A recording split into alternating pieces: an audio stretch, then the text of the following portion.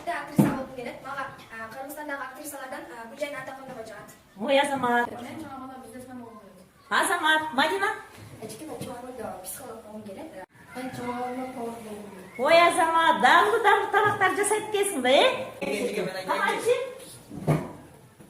Мен профессия эмес, кыздар эмне үчүн окушу керек? Кыздарга окуунун эмне кереги бар? Алар эртең турмушка чыгып кетет, жана күйөөсү аларды иштетпейт, үйүндө бала бакыра менен алек болуп калат го.